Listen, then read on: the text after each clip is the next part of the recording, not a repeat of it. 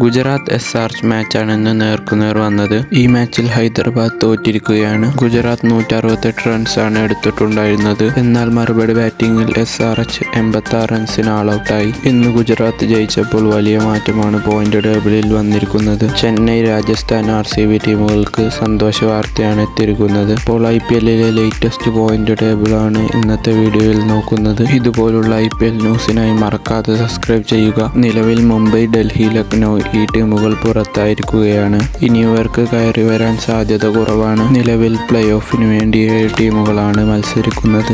ഇന്നത്തെ മത്സരത്തിൽ ഗുജറാത്ത് ജയിച്ചപ്പോൾ പോയിന്റ് ടേബിളിൽ അവർ 1-ാം സ്ഥാനത്ത് എത്തിയിരിക്കുകയാണ്. 16 പോയിന്റ് ഗുജറാത്തിനുണ്ട്. ഇതേസമയം RCB ആണ് 2-ാം സ്ഥാനത്തുള്ളത്. 14 പോയിന്റാണ് RCBക്കുള്ളത്. ഹൈദരാബാദിനാണെങ്കിൽ 14 പോയിന്റ് ഉണ്ട്. ഹൈദരാബാദ് 3-ാം സ്ഥാനത്താണുള്ളത്. RCBയും ഹൈദരാബാദും തുല്യ പോയിന്റാണ്. 4-ാം സ്ഥാനത്ത് പഞ്ചാബാണ്. അവർക്ക് 13 പോയിന്റ് ഉണ്ട്.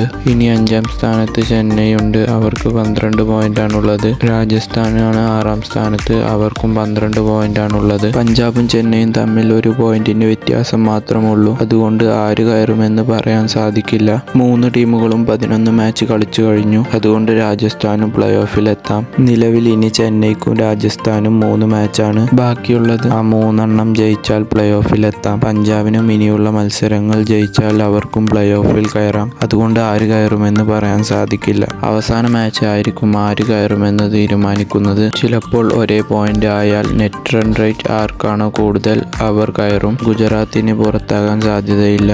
അവർ 16 പോയിന്റ് നേടിക്കഴിഞ്ഞു. അപ്പോൾ ഈ IPLൽ ഏത് ടീമുകളാണ് പ്ലേ ഓഫിൽ എത്തുന്നതെന്ന് നിങ്ങളുടെ അഭിപ്രായം കമന്റ് ചെയ്യൂ.